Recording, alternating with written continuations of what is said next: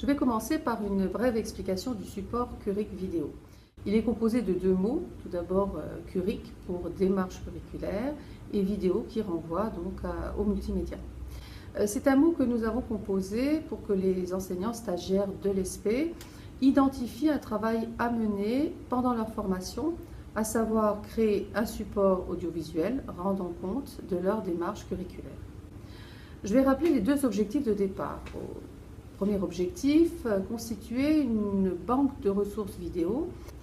Deuxième objectif, il s'agissait de pouvoir disposer de supports qui nous permettent de visualiser ce qui s'est passé dans la classe et notamment dans le cadre de l'enseignement moral et civique, d'appréhender une progressivité des apprentissages et de l'enseignement des valeurs au cycle 1, 2 et 3, à la fois les contenus disciplinaires et les méthodes. Cela nous amène, Christine, à notre troisième objectif qui correspond à notre questionnement dans cette communication. Nous nous proposons d'analyser la rencontre entre des enseignants débutants et une pédagogie qui mêle deux enseignements, des contenus disciplinaires et l'utilisation d'outils et de dispositifs numériques.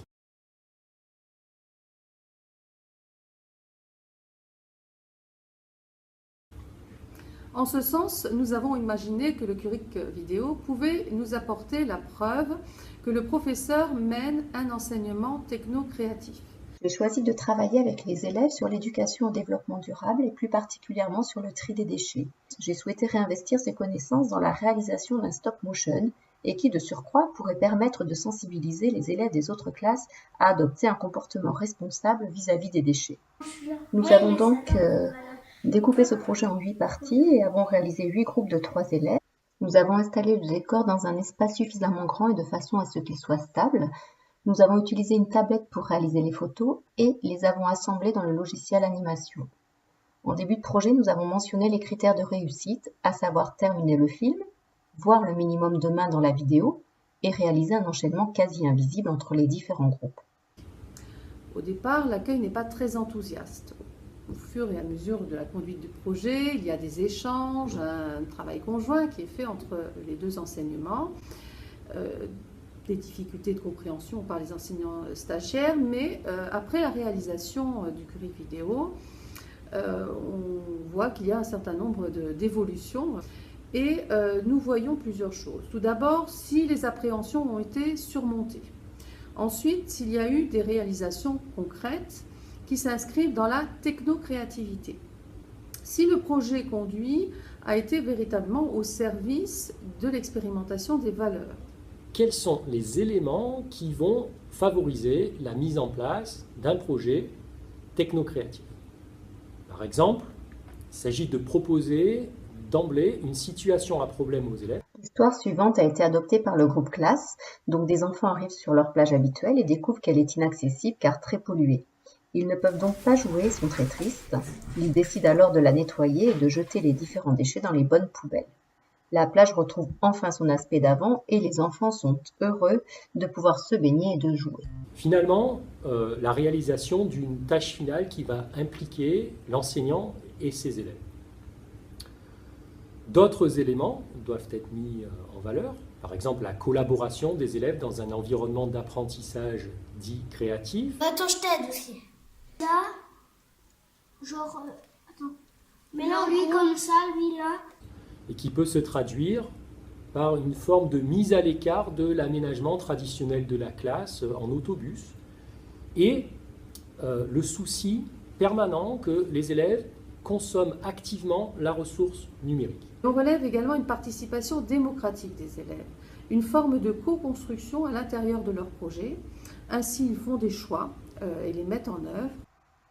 Après avoir présenté aux élèves quelques exemples de stop motion, ils ont de suite adhéré et ont été conquis par cette idée. Individuellement, puis collectivement, ils ont réfléchi sur une idée de scénario.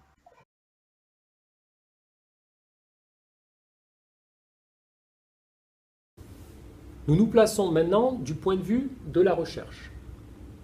Ce qui paraît intéressant dans cette pédagogie techno-créative est qu'elle amplifie le message du numérique sans le parasiter, comme pourrait le souligner Jean-François Cessy.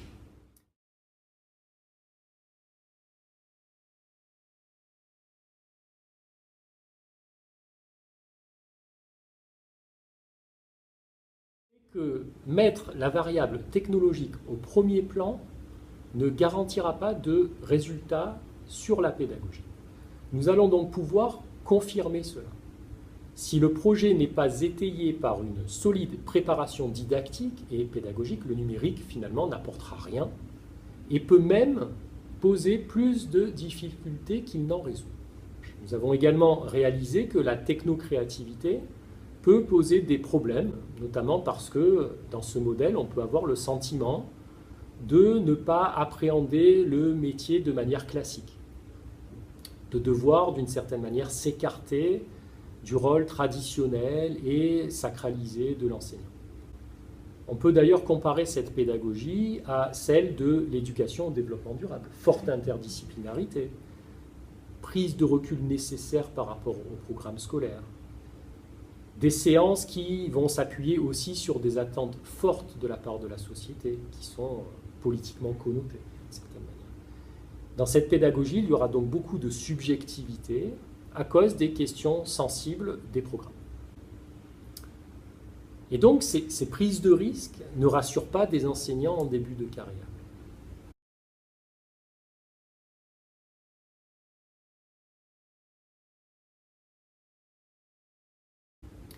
Notre projet, Curic Vidéo, peut leur paraître en ce sens un peu comme secondaire et éloigné de ce qu'ils se représentent comme étant une priorité, c'est-à-dire le maintien de l'autorité, le suivi des programmes. Sans compter les contradictions qu'ils peuvent relever entre notre discours et ceux du terrain, notamment chez des collègues qui s'avéreraient réticents par rapport au numérique ou qui développent un discours anti-numérique et une volonté de revenir à des méthodes plutôt traditionnelles. Sur ces 2 années universitaires, nous avons recueilli un corpus composé de plus de 200 Curic vidéo.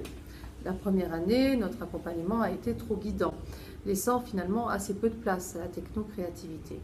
Il était difficile de nous rendre compte de l'action des professeurs et des élèves, c'est-à-dire de leur agir, ce qui fait sens pendant l'action.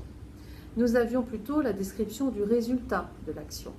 Ainsi, ils avaient plutôt développé une pensée matérialisée sur leur pratique, avec une tendance à analyser le métier plutôt que les événements qui se sont réellement produits.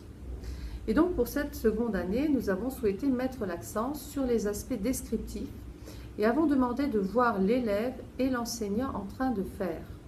Il y a 3 mots-clés, il me semble important de raconter, de commenter et de décrire ce qui s'est passé en classe.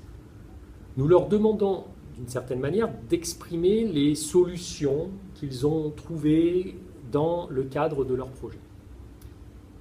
En la matière, la pensée de Thoreau peut nous aider à mieux distinguer entre ces 2 types de pensée. D'une part, une pensée plutôt réflexive et une autre que nous appellerons au prisme des travaux de Desprats, de Vermeersch ou de Varela, une pensée de première main.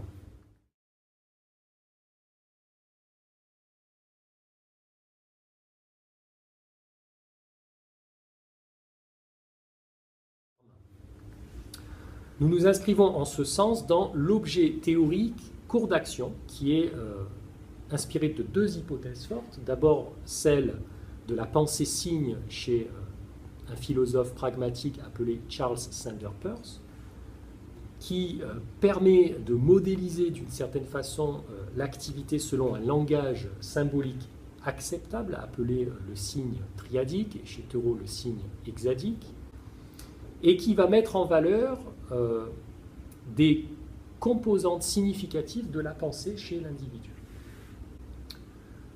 Une autre inspiration de l'objet théorique cours d'action provient de la notion d'énaction, comme la cognition, notamment chez un chercheur comme Francisco Varela. Selon l'objet théorique cours d'action, en lien avec l'hypothèse de l'énaction, pour comprendre ce que les individus font, pour saisir finalement leur expérience, leur rencontre avec un environnement particulier, et en l'occurrence, ce qui nous concerne la technocréativité, eh bien, il faut prendre en compte les actions et les solutions qui font du sens de leur point de vue pendant l'action. Ainsi, 2 axes sont actuellement en cours de réflexion pour analyser le corpus de Curic vidéo.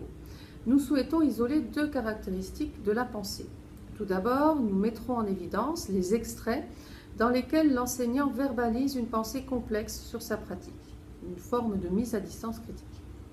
Ensuite, nous mettrons en évidence une pensée de premier niveau, descriptive des faits et de ce qui se passe concrètement en classe.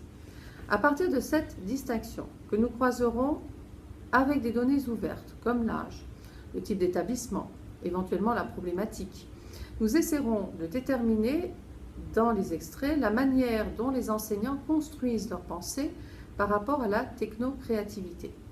Nous identifierons plus précisément, par exemple, l'anticipation des problèmes, l'utilisation d'un savoir qui peut dépasser celui de la formation, la manière dont les perturbations sont gérées pendant l'action, les solutions trouvées pendant le cours et l'expérience, et finalement le savoir qu'en retirent les enseignants en début de carrière. Nous vous remercions pour votre attention et nous restons disponibles pour toute question. Merci à vous. Merci.